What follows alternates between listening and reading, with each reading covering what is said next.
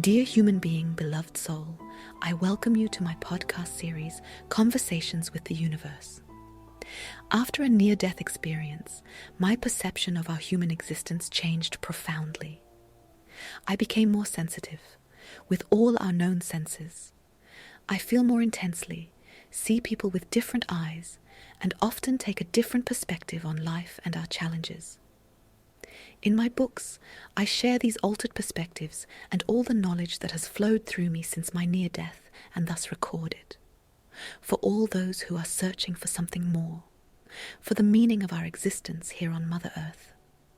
And it is now a great pleasure for me to share this knowledge with you in this way as a supplement to my books. This season I am dedicating myself to my very first work, the basics of being. I wish you many wonderful insights on your path. Thank you. Love. All energy is in motion. It is the movement. This movement is the engine behind the creation of all matter. Therefore, in all forms of expression of matter, all energy is always in flux. I call it the flow of life. This image helps us understand why things are as they are and why they appear as they do.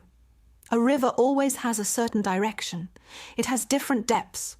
It encounters obstacles such as rapids, mountains, or waterfalls. But it would never stop flowing if the source were to dry up. In keeping with the law of correspondence, as above, so below, energies are also in a perpetual state of flux. The energy flow is incessant and permeates all energy zones, the coarse material zones of the lower frequency ranges and the fine material zones of the higher swinging frequency ranges. We are all embedded in this river of life. It is around us and it is in us. It connects everything with everything. It is this eternal connection. It knows no beginning and no end. It is the eternal communication because it reveals the eternal connection. It is the connecting energy between the planes and the beings, and it is the connection of all this with the origin, the so-called source, which I will discuss in more detail later.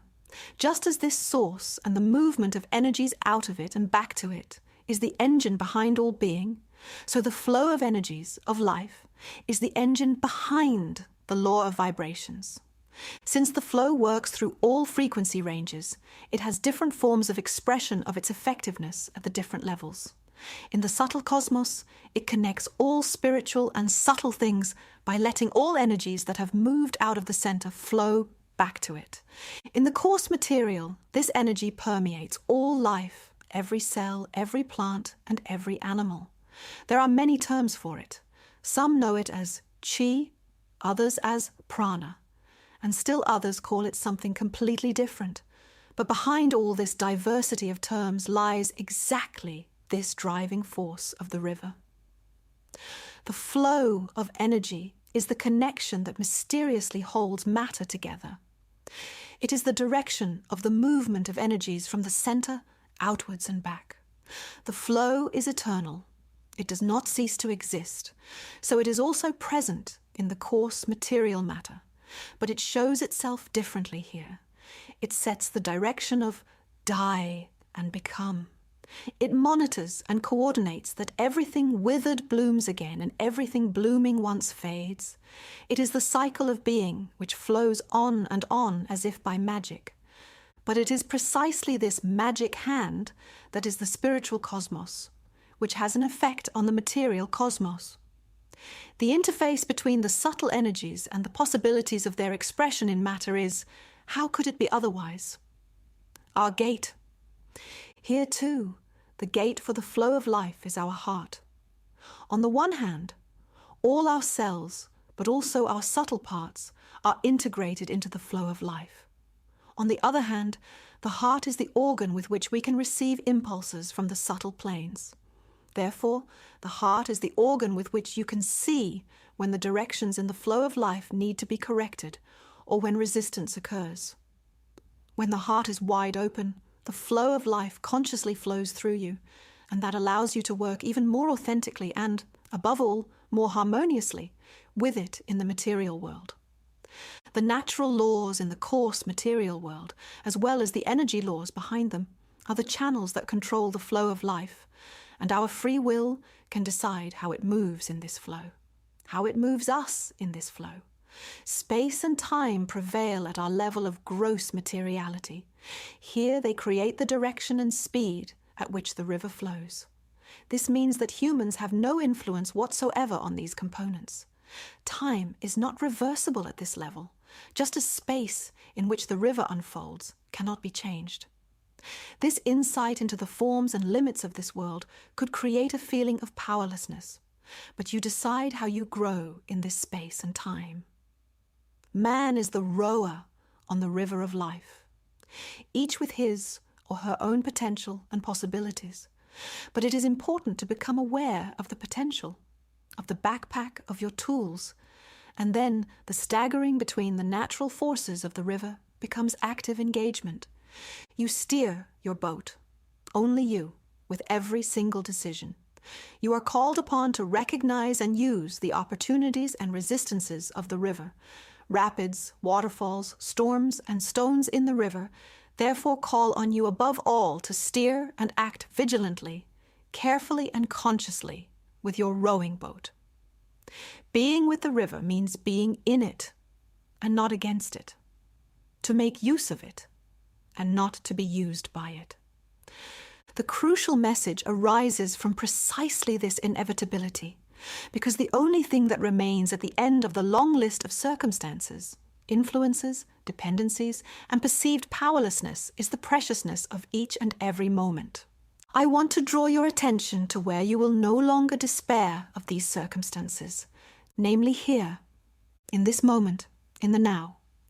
Because when you can give yourself fully to the moment, your despair over life inevitably ends, and a whole new, much deeper and more beautiful world of experience reveals itself to you. This willingness for the now changes everything, but above all, it changes the perspectives of your full potential. Your life is a sequence of countless moments that you alone create in interaction with the cosmic laws, such as the flow of energies. These moments are your treasure of life. They are everything you collect on this journey. The soul does not take a single piece of matter with it when you leave this world, but it takes suitcases full of memories of people, experiences, insights, and realizations. That is why it is important now, here and today, that you understand you cannot get back a single moment in your life. When you realize how unchangeable the past is, you immediately begin to shape the future. And you are the source of inspiration between these two poles. Now, in this moment. Here, in this moment, you can experience the miracle of being. Every day, every second, always. Then you transform the struggle of life into a game of being and experience the moment, the now, as the most divine, richest, and most beautiful gift. Then you experience the fact that you are now allowed to be as an accumulation of these gifts, and thus as the most precious thing there can be in terms of experiences. Please don't let a moment in your life just pass by. You can never get it back. Never again. If you want to say something to someone, don't hesitate for a second to do it, because tomorrow it may be that this person is no longer around, and you will no longer have the chance to do it. Never again. If you want to say something, say it now. If you want to do something you've always wanted to do it now. You don't know what tomorrow will bring. So let's summarize. Potential is the possibility of the power within you. Recognize who you are, and you will recognize your potential. Promote it, love it, use it. Recognize the laws of the cosmos. Work in the world, but never against the flow of the energies of the cosmos. Never against the flow of life. Thank you very much for listening, and I wish you many intense insights on your journey. Carpe Vitam.